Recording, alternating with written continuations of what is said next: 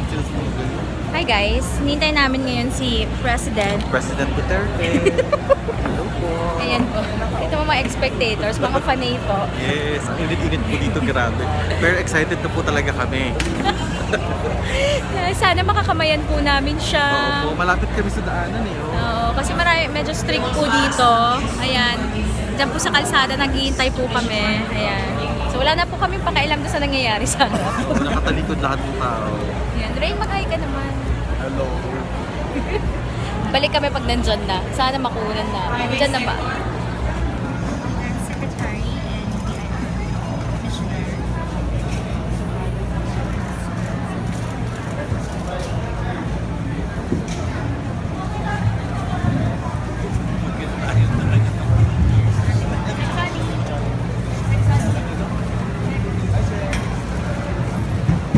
Through the years, collection talaga. You have to hit your goals. The goals set by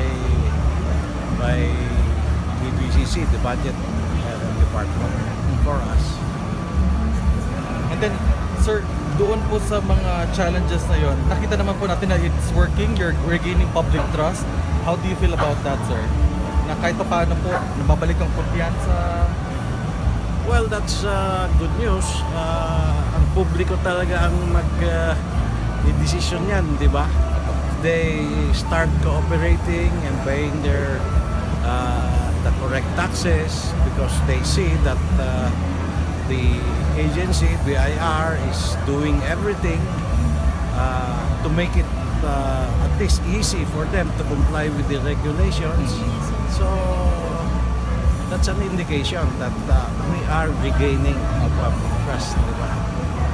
So in terms of cleaning up the BIR as a whole, because pag sinabing BIR, laging nakakabit the word corruption eh. Yes. How are you doing? What is your Steps po. steps mo? Yeah, well, it's an ongoing process, di ba? Alam mo naman how it is to clean up any specific agency. But for my part, I've started. There's one area kasi that's very ripe for corruption. This is when you investigate a taxpayer. Tapos dadating yung taxpayer, question yung assessment, so you quote-unquote negotiate what is the proper assessment. So what I did when I came in last year, ang tool nila for investigating a taxpayer is what you call the letter of authority. Di ba? So, I recalled all the letters of authority. Outstanding. So, huminto yan. So, I got medyo strong reaction kasi hindi tayo makakakolekta kung wala tayo yung letter of authority na yan. Kasi law enforcement yan. But turned out to be well. When I asked them to report the status of their outstanding letters of authority and stop investigation. I found out, our audit, we found out that alam mo, ang letter of authority is only good for 180 days and then you have to report. Yun hinahawakan nila 1,000 days, 2,000 days. So yung mga nakita namin ganon, pina-explain namin. Why are you hanging on to a letter of authority that's more than 2 years yun? 2 years. Supposedly 180 days. They came out with their explanations. When I was not satisfied, I created a special committee on investigation. Formal charges na, explain why na yan. So, I don't know if I have the figures, but I think we have... saan ba yun? Dito ba yun? Saan sir, wala? Yung pinatawag niyo 370. Okay. Pina-explain namin about 379 revenue officers. And Sir, ito ba yung figure? in fact, we had some decisions. Ito ba yung figure na yun? Yes po. Yes, 79 revenue officers. 379. 379 revenue officers were called to explain. Puro LAs lang yun. LAs. So, yun. ongoing, well, we were at least able to deliver the message that corruption must stop. Yes. And that kind of practice na hawakan mo yung LA na matagal, dapat gawin mo yan. Kung mag-extend na 180 days, you have to explain.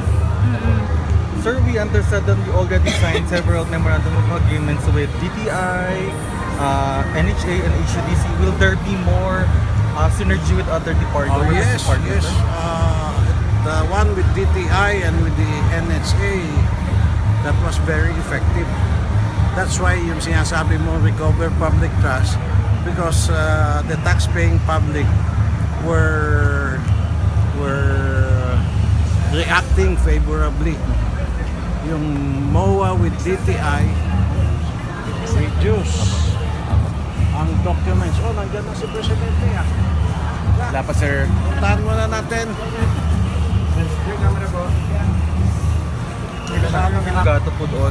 O pwede din po bang magkaroon ng mga parang public accountants, parang gano'n po, yung mga free legal services, free for accounting BIR services po for BIR. Oh, it's something to be considered. Wala kaming pangsweldo. Yun ang problema. Saka mababa ang sweldo sa BIR. And we are working on it to try to improve the wage classification structure. Merong nakatali tayo sa salary standardization law. Wala tayong laban sa hiring rate ng PAW. Yan, yung PAW. Hiring rate ng SEC. How are you there at the back? You're pushing me. So yun, wala tayong laban. And these agencies, they were able to get the hiring rates higher. Pero mo BIR is collecting 80% of the revenues of the government, and ganun na lang. So we need more collectors, employees. We're only working at 50% capacity, but I'm proud to say that since the start of the year, when we started about 9,000, now we hired an additional about 1,200 or something, just round figures. 1,400 or 1,400. So, and it's a ongoing process. Massive recruitment. Di ba? Massive recruitment. Kung wala kang taong pang-collect, paano kang makaka-increase ng collection? Hi, we are now with the BIR Commissioner. Hi, sir. Sir, what did you Hi. say na, I heard, inaayos nyo na raw po yung process in terms of filing taxes. Di ba kasi ang haba ng process, even Oh, the yes. papers, yun po ata yung pinaka nahihirapan yung mga tao, yung mga nagbi-business. Yeah. Nasaan na po tayo doon? Well, we have done a lot already. Ni-streamline natin yung processes, but we will continue. We're waiting for the approval of the tax reform package, because we have to align whatever comes out there with the processes that we will be coming out with. Yes, and thank you for that, sir. At least, mas mapapagaan yung buhay ng mga gustong magnegosyo rin. Always, Yes. always. Thank you, sir. You say bye. Public service tayo. Yes, bye. Thank you, sir.